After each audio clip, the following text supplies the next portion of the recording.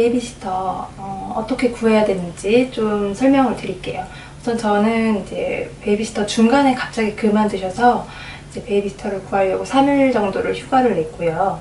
그 다음에 이제 가장 먼저 한 게 밤부터 이제 올렸어요. 뭐 단디헬퍼라든지 직거래 사이트를 통해서 이제 베이비시터를 구한다는 글을 좀 먼저 올렸고요. 그 다음에는 이제 다음날 아침부터 이제 전화를 해서 YWCA라고 이제 베이비시터 전문적으로 좀 만나볼 수 있는 곳이 있어요. 그래서 YWCA 좀 활용해서 별도 뭐 시간당 비용이라든지 가입 비용이라든지 뭐 이런 거 좀 알아봤던 것 같고, 그 다음에 이제 각 구마다 잘 모르시겠지만 여성 인력센터가 다 있어요. 그래서 여성들이 어떤 활동을 권장하기 때문에 베이비시터 과정이라든지 뭐 수료를 통해서 좀 이제 육성을 하고 있더라고요. 그래서 그쪽을 통해서도 베이비시터를 좀 구하고 있다, 소개를 해달라라고 이제 전화를 해서 우선 안내를 좀 받았고요. 그리고 이제 가장 많이 이제 이용하시는 게 뭐 그 전문 업체를 통해서예요. 뭐 직거래 사이트, 뭐 단디헬퍼라든지 시터넷 이런 데 올리는 것도 좋지만 이제 전문 업체를 통해서 수수료를 좀 드리고, 별도의 수수료를 드리고, 월회비라든지 연회비 같은 게 이제 있죠. 이런 걸 좀 드리고 전문적으로 이제 소개를 받는 건데, 사실 이제 이모님을 소개받고 뭐 면접은 볼 수 있으나 사람에 대한 어떤 뭐 인성적인 부분이라든지 이런 부분을 보장해주는 곳은 단 한 곳도 없어요. 선택을 하는 데 있어서 이제 고용을 도와주기는 하나, 그 선택 이유의 몫은 다 이제 구하는 이 엄마들의 이제 몫이더라고요. 잘못됐을 때 뭘 보장해 준다든지, 뭐 보험이 들어있다든지, 분실했을 때 어떤 처리라든지 이런 부분은 대부분 그냥 중재에서 끝나는 게 다기 때문에, 이런 부분은 이제 면접을 통해서 좀 꼼꼼하게 알아보시는 게 좀 중요하다라고 말씀을 드리고 싶습니다.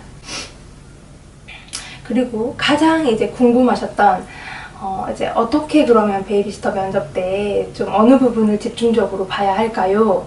를 궁금해 하시는 분들을 위해서 저만의 어떤 노하우 알려드릴게요. 저는 뭐 처음에 사는 지역 가까이 사셔야 되고, 그 다음에 뭐 월급도 사실 제가 드리는 비용이랑 맞아야 되잖아요. 그래서 월급 부분이라든지 아니면 뭐 그 어떤 이제 환경에서 아이를 어떻게 육아를 하셨고 지금은 자녀들이 어떻게 성장되어 있는지, 뭐 가족 관계는 어떤지, 뭐 건강 상태라든지 이런 부분들은 기본적으로 이제 물어볼 부분들은 물어봤던 것 같은데요. 저는 사실 지금도 그렇지만 가장 변함없는 생각이 있어요. 아이를 돌보는 사람은 아이를 정말 좋아하고 사랑하는 마음을 기본적으로 가지고 있어야 된다고 생각을 해요. 가장 먼저 봤던 게 아이를 사랑하는 마음. 오자마자 정말 자기의 경력이라든지 뭐 스펙, 아니면 뭐 지금까지 뭐 아이를 어떤 식으로 돌봤는지 자기를 막 이제 어필을 하시면서 나는 뭐 이렇게까지 유능한 사람이다, 나는 베이비시터로 이렇게 자격이 있다를 이제 어필하시는 분들 많이 봤는데, 그런 어필이 되게 어떨 때는 되게 저는 부담스럽더라고요. 그렇기도 하고, 또 그렇게 어필을 하면서 옆에 저희 아이가 울고 있는데 그냥 본척본척 하시면서 자기 막 어필만 막 잔뜩 막 하시면서 얘기를 하시는 분을 보면서 정말로 우리 아이를 사랑으로 봐주실 수 있을까? 라는 의문이 들었어요. 그래서 저는 엄마들한테 가장 먼저 이야기를 드리고 싶은 게, 이 베이비시터로 면접 보러 오신 분이 정말 아이를 사랑하는 마음을 가지고 계신 분인가를 가장 먼저 체크를 해야 돼요. 예를 들어서 저 이제 면접 보러 오셨던 분은 오시자마자 이제 저한테 인사를 먼저 공손하게 해주시고, 그 다음에 아이한테 이제 눈이 이렇게 눈빛이 이제 딱 가더니 아이의 어떤 예쁜 모습들을 보고 막 흐뭇해 하시고 막 너무 예쁘다라고 막 이렇게 봐주시더라고요. 아이를 먼저 봐주시더라고요. 그러니까 아이가 어떤지 이렇게 먼저 봐주시는 모습들이 먼저 좀 많이 좀 달라 보였어요, 다른 분들이랑. 네, 그래서 저는 이제 가장 먼저 봐야 될 부분, 아이를 정말 사랑하시는 분인지, 아이를 기본적으로 좋아하시는 분인지, 뭐 이렇게 약간 직업적으로 아이를 다가와서 이제 만나는 것보다는 그런 사랑하는 마음이 이제 충만하신 분들이 아이도 좀 더 사랑스럽게 잘 대해주시는 것 같아요. 그래서 우선은 첫 번째로 아이를 정말 사랑하는 기본적인 마인드를 가지고 계신지 꼭 지켜보라라고 얘기를 해드리고 싶고요. 엄마인 나를 좀 존중해 주시는 분이었으면 좋겠어요.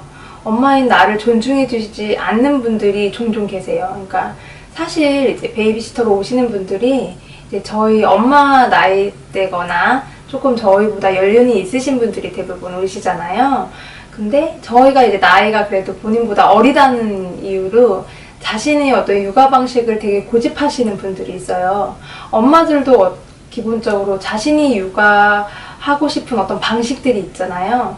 예를 들어서 뭐 되게 기본적인 건데 이런 거는 사실 친정 엄마랑도 이슈가 있을 수 있는 그런 것들인데 뭐 속삭이를 꼭 이제 꽁꽁 이렇게 싸매 주시는 분들도 계시고, 약간 아기가 이제 이렇게 몸 활동할 수 있게 살짝 이제 이렇게 풀어주시는 분들도 있어요. 속삭이를 꽁꽁 이제 이렇게 엄마 뱃속 느낌으로 이렇게 꽁꽁 감싸주는 스타일, 아니면 좀 이렇게 풀어주는 스타일, 각자 좀 다른 스타일들이 있잖아요.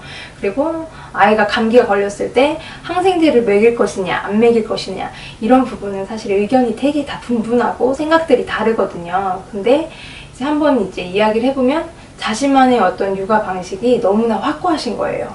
그래서 엄마의 생각들은 좀 안 들어주시고, 나는 이렇게 키워, 우리 애도 이렇게 키웠는데 이렇게 해서 잘 키웠어 막 이러면서 자신의 방식을 너무 고집하시는 분들이 있어요. 그러면 사실 육아의 주체가 엄마잖아요. 엄마로서 어떤 어필할 수 있는 부분이 다 없어지는 거예요. 나도 나만의 어떤 육아 방식이 있을 테고, 초보지만 그래도 생각들은 다들 있으시잖아요. 나는 우리 애는 좀 이렇게 해보고 싶은데 라고 이제 의견들이 있을 때 베이비시터랑 약간 충돌되는 부분이 생길 거예요. 너무 고집이 세시다면. 그래서 그런 부분, 너무 주관이 좀 뚜렷하시는 분은 좀 절대적으로 좀 피하셨으면 좋겠어요. 그 다음에 또 세 번째로는 베이비시터분의 업무 범위를 미리 좀 말씀드리고 인지시켜 드리는 거예요. 그리고 엄마분들이 사실 베이비시터와 가사도우미의 영역을 좀 헷갈려 하시는 분들이 있는데, 베이비시터는 온리 정말 아이 관련 케어만을 하시는 분들인 거예요. 말 그대로 집에 어떤 가사라든지 이런 부분은 별도의 가사도우미를 활용하시는 게 좋고요. 베이비시터는 정말 우리 아이한테 집중할 수 있게 해주시는 게 좋아요.